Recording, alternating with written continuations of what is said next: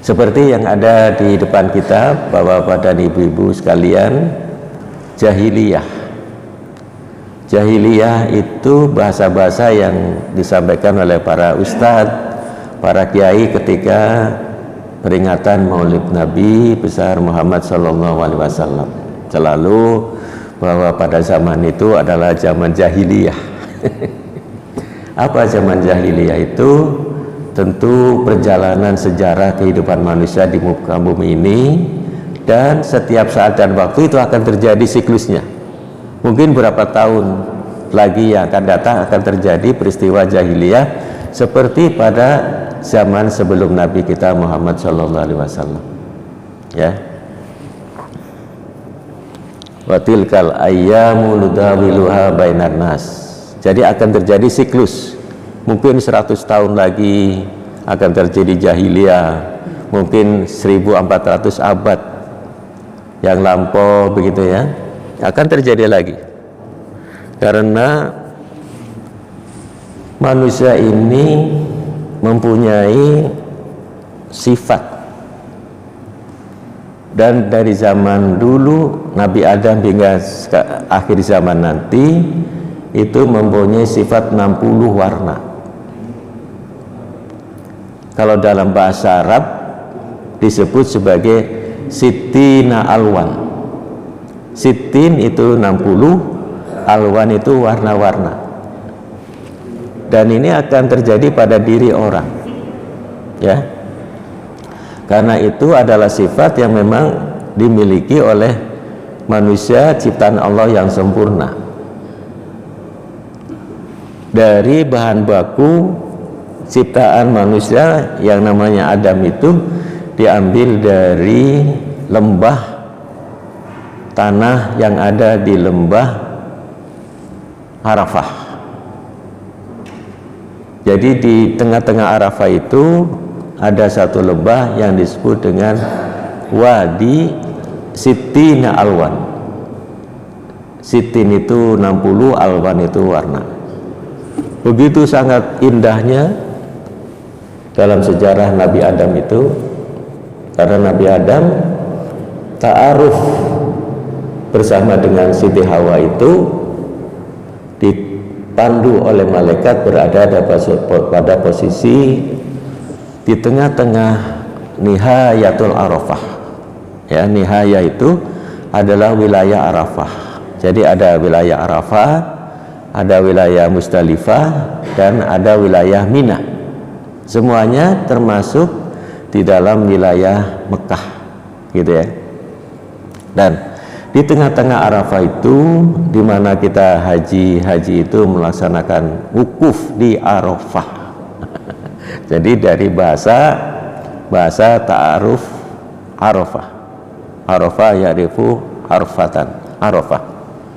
Disitulah Nabi Adam merenungi tentang bagaimana aku sesungguhnya diciptakan Allah, diciptakan oleh Allah, kata Nabi Adam bersama dengan Siti Hawa. Disinilah bahan baku daripada manusia diciptakan dari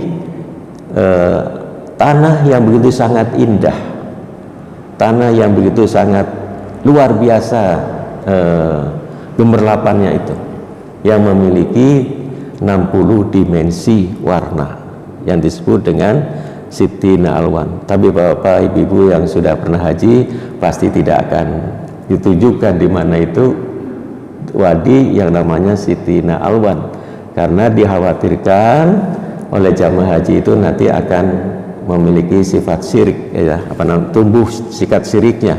Oleh karena itu Wahabi itu berusaha untuk bagaimana jamaah haji dari seluruh dunia ini tidak muncul rasa-rasa syirik. Mungkin juga akan nangis dan sebagainya di tengah-tengah wadi itu, tapi kita sebagai jamaah haji tentu menangis dirasakan atau tidak. Waktu wukuf di Arafah itu kita juga akan menangis dalam arti memahami makna ciptaan Allah itu sendiri. Man arafa rabbahu faqad arafa man arafa nafsahu faqad arafa rabbah. Barang siapa yang mengetahui akan dirinya ciptaan Allah, maka dia akan mengetahui siapa penciptanya, yaitu Allah Subhanahu wa ta'ala. Itulah araf, namanya Arafah, ya, Arafah. Dan selanjutnya Musdalifah dan Mina, satu perjalanan yang dilaksanakan oleh jamaah haji kita. Bapak-bapak dan ibu-ibu sekalian yang kami hormati, masa ke masa tentu ini akan terjadi sesuatu yang berkaitan dengan manusia yang memiliki peradaban, ya, manusia yang memiliki peradaban. Peradaban itu adalah karya dan rasa manusia yang lebih memberikan contoh-contoh yang kelihatan oleh mata. Itu peradaban, baik secara fisik maupun kemungkinan juga dirasakan oleh kita sebagai bentuk implementasi manusia diciptakan Allah harus berkarya, harus memiliki rasa, dan harus memiliki sebuah hasil yang dapat dimanfaatkan oleh dirinya maupun orang-orang sesudahnya. Itu peradaban. Ada juga yang disebut dengan kebudayaan. Kalau kebudayaan itu hasil karya dan rasa manusia lebih kepada sifat perilaku orang yang memberikan contoh maupun juga bentuk-bentuk secara fisik, itu biasanya disebut sebagai peradaban, gitu ya. Jadi kalau Borobudur itu bukan hasil budaya tapi peradaban yang kelihatan oleh mata kita ketika kita melihat itu adalah buatan manusia. Saya membedakan antara buatan dengan ciptaan, Pak Jenat, ahli bahasa. Kalau buatan itu manusia, kalau ciptaan itu Allah. Jadi kalau hak cipta menurut saya itu salah-salah kaprah gitu. Bukan ciptaan tapi buatan manusia. Kalau Allah, ciptaan Allah, gitu ya. Jadi dari sisi penempatan saja saya kira. Jadi kalau ada bilang ciptaan manusia, saya kira bukan, itu buatan manusia yang punya nilai fana, rusak, gitu ya. Ada baru dan ada rusak. Sesuatu yang baru pasti rusak, gitu. Fana, ya. Baik, Bapak-bapak dan Ibu sekalian, sering kita dengar pada zaman jahiliyah. Jahiliyah adalah sebuah siklus kehidupan manusia ketika datangnya para nabi dan rasul. Tapi ada semacam degradasi, ya, karena terjadi tantangan yang hebat oleh kaumnya sesuai dengan keadaan dan situasi di mana nabi dan rasul itu diutus oleh Allah Subhanahu wa ta'ala. Jadi semua nabi dan rasul itu mendapatkan tantangan dan juga mendapatkan bukan lagi tantangan, mungkin juga kendala dan mungkin juga ancaman dari para kaumnya pada saat itu di mana rasul itu berada, ya. Dari nabi dan rasul, terutama rasul itu kira-kira antar waktu dari di mana Allah mengutus rasul itu kira-kira sekitar 500 sampai 600 tahun. Jadi setelah Nabi Adam diutus sebagai rasul, maka munculnya Nabi Nuh, ya, itu 500-600 tahun kemudian. Hud begitu juga, Soleh begitu juga, gitu ya. Karena umur para nabi dan rasul pada saat itu umurnya panjang-panjang. Sekitar kalau Nabi Adam itu sekitar 900 tahun, Nabi Nuh itu juga sekitar itu, gitu ya. Yang muda itu Nabi Isa dan Nabi Muhammad SAW. Nabi Isa itu kalau tidak salah umurnya sekitar 39 tahun, jadi masih muda.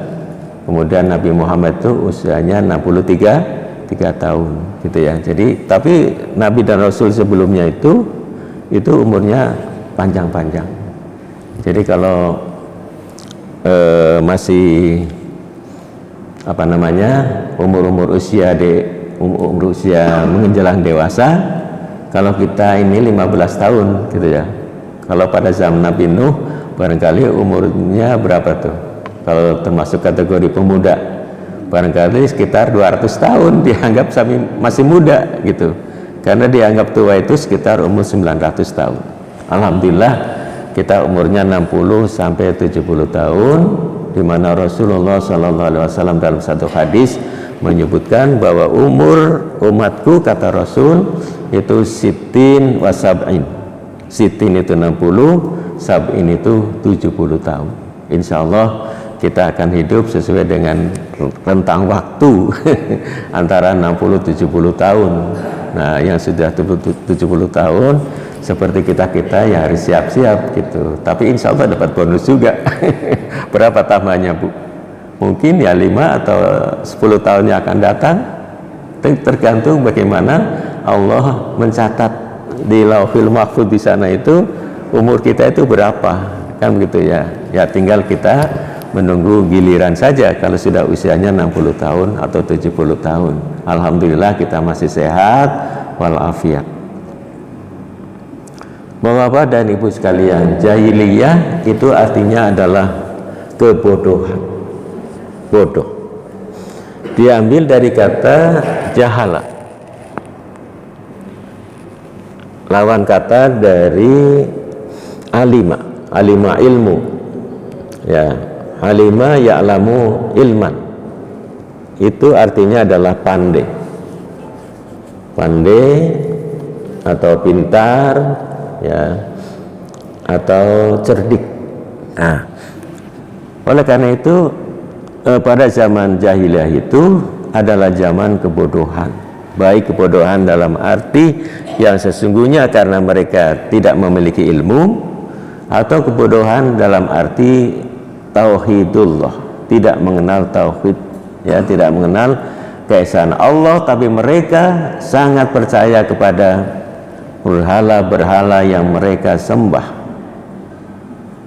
Aneh, berhala-berhala itu mereka sembah sedemikian rupa, ya, kemudian setelah mereka sembah yang bentuknya adalah pahala dari bentuk makanan, maka setelah disembah dia makan.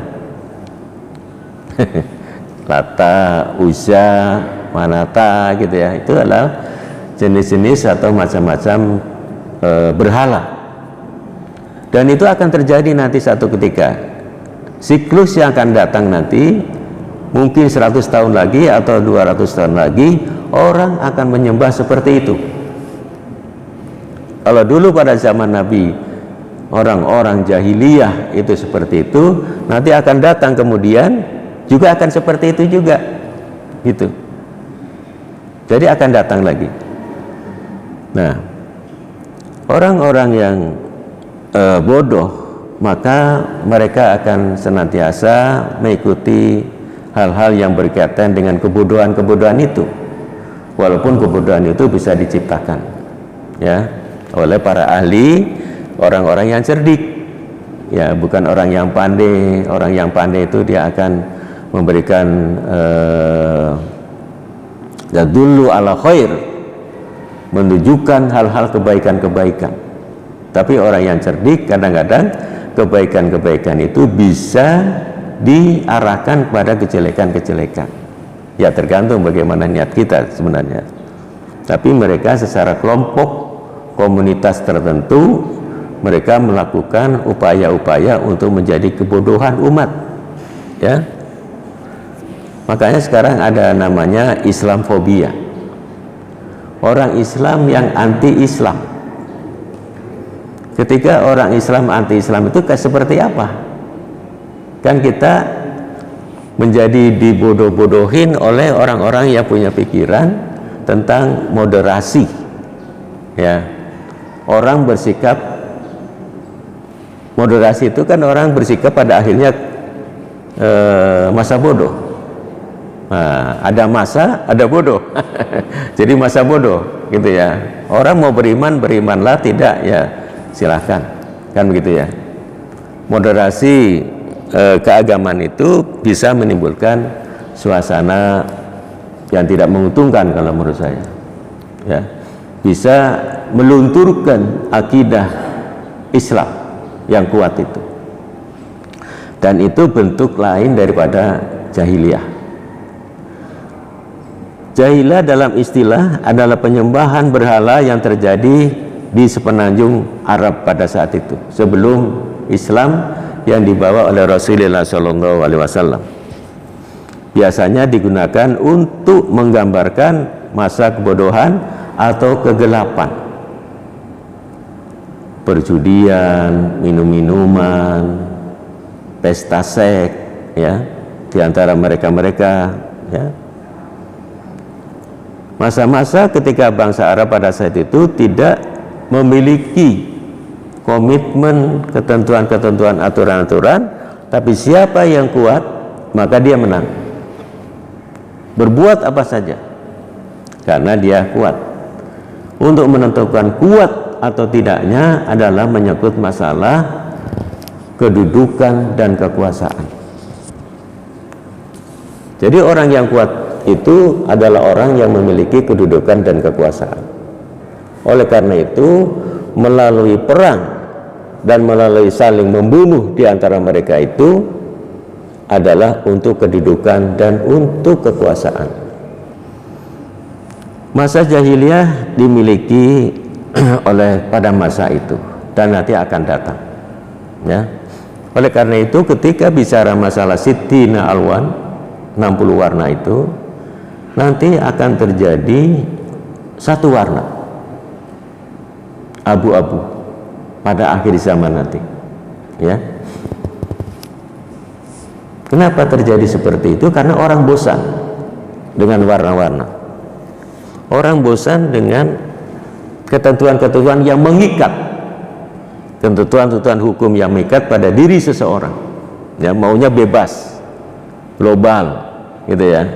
Anak-anak sekarang saya perhatikan sudah mulai dia kendor dari sebuah ikatan kekuatan, tapi dia lepas, ya. Dan seperti kemajuan ilmu teknologi, satu pihak itu juga punya nilai manfaat, di pihak lain memiliki sebuah era global yang memungkinkan sesuatu kebebasan yang dia peroleh, dia menikmati, tapi di dalam kenikmatan itu mereka itu ada sesuatu yang misi-misi tertentu yang membuat orang itu pada posisi bebas, gitu ya. Kita tidak tahu kebebasan itu seperti apa, tapi nanti akan terjadi sekian tahun kemudian.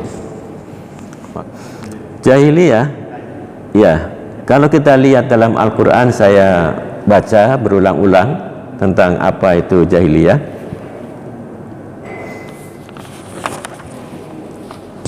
Ada 4 kelompok atau jenis jahiliyah.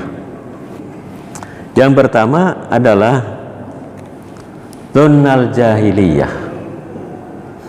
Dzannal jahiliyah ini adalah sangka buruk, ya, terhadap orang yang dianggap lawan. Selalu orang itu mengintai-intai keburukan orang. Dan lebih dahsyat lagi ketika mengintai-intai yang bertendensi politik. Ini namanya dzannal jahiliyah. Dan pada saat Nabi Muhammad SAW menerima wahyu dan beliau menyebarkan pada umatnya pada waktu itu, di mana pada saat itu jahiliyah, maka orang jahiliyah merasa terusik. Ini Muhammad apa-apaan ini, bikin rusak kita ini, kedudukan dan kekuasaan terancam. Karena apa? Karena misi yang dilakukan oleh Rasulullah ini adalah misi kedamaian, supaya tidak terjadi jahiliyah, gitu ya. Nah, orang jahiliyah dengan suku-suku, dan juga berkabilah-kabilah, mereka terusik karena selama ini mereka itu sudah mapan pada posisinya. Angin bertiup yang disampaikan oleh Nabi itu menjadi ancaman. Oleh karena itu mereka itu menginte-inte keburukan-keburukan Nabi. Bahkan ancaman yang ingin dilakukan oleh jahiliyah pada saat itu adalah mati dan hidup. Ancaman itu menimbulkan sesuatu yang dapat memperkeruh situasi di mana Nabi tetap tegar, karena Nabi punya kekuatan, ya kekuatan Allah terutama, dan kekuatan istrinya Khadijah sebagai orang yang paling kaya, dan juga kekuatan Abu Thalib pamannya yang begitu sangat kuat dan berpengaruh.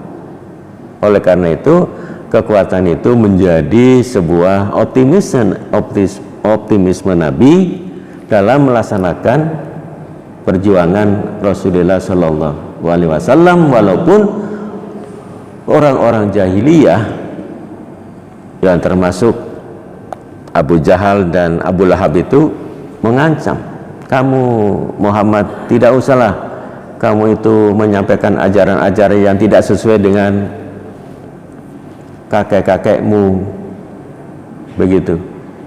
Udahlah, sekarang gini aja, kamu mau hidup atau mati? Padahal itu ponakannya sendiri. Kalau mau kamu hidup, saya akan beri kekuasaan dan harta yang sebanyak-banyaknya, atau wanita yang paling cantik kata mereka itu. Yang penting kamu tidak menyebarkan ajaran yang kamu miliki itu. Dari mana ajaran kamu itu? Kata mereka karena mereka itu takut kehilangan kedudukan dan kekuasaan. Jadi mengintip kekurangan-kurangan yang dimiliki oleh Nabi dan keluarganya, kan begitu.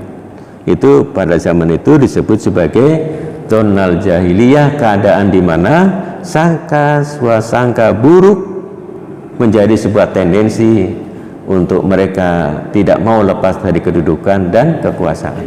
Anda bisa lihat Bapak-bapak dan Ibu sekalian dalam surat Ali Imran ayat 154. Nanti dilihat sampai di rumah, ada kata-kata atau kalimat yang berkaitan dengan donal jahiliyah, Ali Imran ayat 154, gitu ya.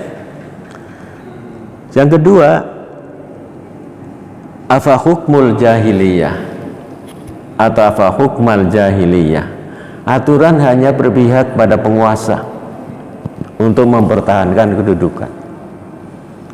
Jadi mereka bikin aturan-aturan yang berkaitan dengan usaha bersama dalam rangka memberikan tata kehidupan masyarakat yang diinginkan bersama itu, bagi penguasa itu dirobek-robek.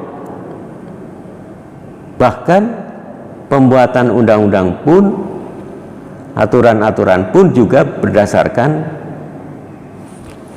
titipan dari penguasa yang punya kedudukan.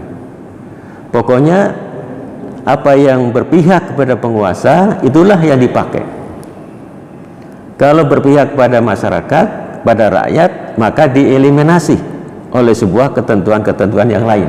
Nah, ini formula dari afa hukmul jahiliyah, merobek-robek ketentuan-ketentuan, tata kehidupan, kedaulatan, dan juga hal-hal yang berkaitan dengan bagaimana upaya-upaya untuk lebih mensejahterakan kelompok yang disebut dengan oligarki. Oligarki atau oligarki. Dan itu adalah kelompok-kelompok di mana sesuai dengan kelompok-kelompok bersepakat dengan mereka-mereka itu yang sejalan, dan juga hanya orang-orang tertentu yang dekat dengan kita sampai kepada keluarganya untuk menjadi pejabat.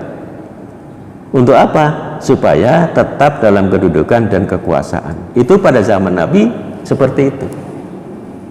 Itu disebutkan dalam surat Al-Maidah ayat 50. Ya, nanti Bapak-Bapak bisa lihat surat Al-Maidah ayat 50 tentang aturan hanya berpihak kepada penguasa, ya, dan mempertahankan kedudukan. Yang ketiga itu tabarrujal jahiliyah. Para penguasa dan mereka yang punya kedudukan itu memakai topeng-topeng dalam kehidupan aksesoris. Bicara sepertinya memberikan harapan. Ini bahasa-bahasa tabarrujal jahiliyah gitu. Orang sana juga begitu. Muhammad mau apa? Mau harta, kan gitu ya. Muhammad mau apa? Kan gitu. Tapi walaupun bulan di tanganku, bintang di kanan kiriku, saya tidak akan mengikuti apa yang mereka rayu dalam konteks mereka hanya ingin menetapkan dirinya sebagai orang yang berkuasa dan punya kedudukan. Apakah sama dengan sekarang? Saya tidak tahu. Wallahu a'lam. Bisa jadi sama, bisa jadi tidak, gitu ya. Tapi ini disebutkan dalam surat Al-Ahzab ayat 33. Ya, yang keempat itu memang hamiyatul jahiliyah. Hamiyatul jahiliyah ini artinya adalah karakter yang dimiliki oleh orang-orang jahiliyah pada saat itu. Ya, artinya bahwa itu memang dari sononya begitu, kira-kira begitu. Itu namanya hamiyatul jahiliyah. Ya, artinya karakter dalam bentuk kesombongan dan kezaliman. Ya, hamiyatul jahiliyah ini adalah karakter, dan karakter ini tentu saja dapat mempengaruhi perilaku seorang penguasa. Ya, dan seorang penguasa ini akan lebih pada bentuk ikut angkat-angkat. Jadi kalau di kantor ini yang saya rasakan waktu masih itu ya macam-macam, supaya mereka dianggap rajin, kan begitu ya, supaya mereka dianggap pintar, supaya mereka dianggap dekat dengan pimpinan, maka ada yang disebut dengan ABS, asal Bapak senang, kan gitu ya. Dan ini bentuk dari sebuah karakter yang dimiliki oleh masing-masing kita ada, cuma volume maupun frekuensinya barangkali berbeda satu sama lain, kan gitu ya. Ada orang ingin senang kalau disanjung, ya. Nah, ini kesombongan-kesombongan itu muncul ketika orang mengagumi seseorang, kan gitu ya. Ketika orang melihat pada posisi tidak ada orang lain kecuali si A, kan begitu ya. Tidak orang lain kecuali ini itu. Kalau bisa seumur hidup menjadi penguasa dalam kedudukannya dan sebagainya, gitu. Itulah gambaran, dan itu akan terjadi siklus kemudian di saat sebelum Rasulullah SAW, dan mungkin akan terjadi sekian tahun kemudian, mungkin 100 tahun kemudian, atau mungkin berapa tahun kemudian ini akan terjadi, dan pada akhirnya dunia ini akan abu-abu. Orang untuk membedakan yang baik dengan yang buruk itu akan sulit, ya, karena semua orang sudah menyatakan sebagai bentuk kelumrahan dan kelaziman orang untuk berbuat seperti itu. Jadi tidak ada bainal haq wal batil, tidak ada perbedaan dengan hak dengan yang batil. Yang ada itu bagaimana kita suka. Kalau kita suka ya oke. Kalau tidak suka, orang lain suka, ya silakan. Ya, santapan-santapan yang mereka lakukan, minum minuman keras, ya, kemudian wanita sebagai pesta laki-laki, gitu ya, dan laki-laki berantem antara laki-laki dengan laki-laki karena mereka ingin menginginkan sesuatu. Begitu yang terjadi ancaman-ancaman kemudian. Bukan saja terjadi perang, tapi perang secara moral akhlak. Bapak-bapak dan ibu sekalian, hal ini menjadi ilmu bagi kita, pengetahuan sedikit untuk kita bersama. Saya tidak akan menyamakan dengan negara kita yang kita cintai ini, tapi secara global, karena ini adalah Al-Quran yang menggambarkan tentang situasi dan kondisi tertentu umat manusia di muka bumi ini, apalagi dengan kemajuan ilmu dan teknologi, masing-masing orang secara individu bergerak sesuai dengan keinginannya masing-masing. Tidak ada aturan-aturan yang baku, yang ada adalah aturan-aturan bagaimana menguntungkan bagi penguasa dan bagi orang-orang yang berkuasa. Dan mudah-mudahan hal-hal seperti ini tidak akan berlaku cepat, mungkin akan datang kemudian sesuatu yang pelajaran maupun juga sesuatu yang memberikan gambaran tentang bagaimana sesungguhnya manusia ini bisa menjadi khairu ummah, menjadi sebaik-baik umat yang terhindar dari persoalan-persoalan yang mungkin disinyalemen di dalam Al-Quran, baik berkaitan dengan surat Al-Imran ayat 154 maupun surat Al-Maidah 50 maupun surat Al-Ahzab ayat 33 maupun Al-Fat ayat 26, kaitannya dengan perilaku-perilaku manusia ke depan, dan mereka tetap akan menjadi sosok dari sebuah fragmen-fragmen kehidupan umat manusia di muka bumi ini, lebih-lebih di zaman akhir.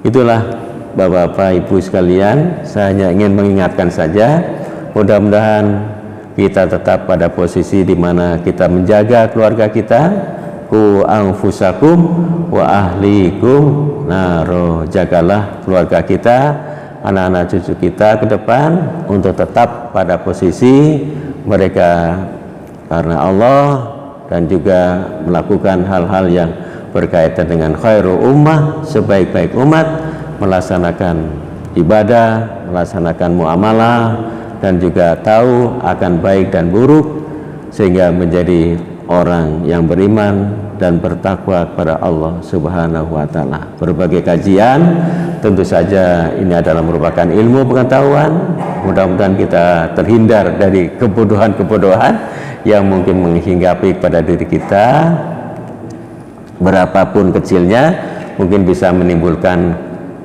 hal-hal yang perlu diwaspadai kepada kita sekalian, dan akhirnya hanya kepada Allah lah tempat kembali.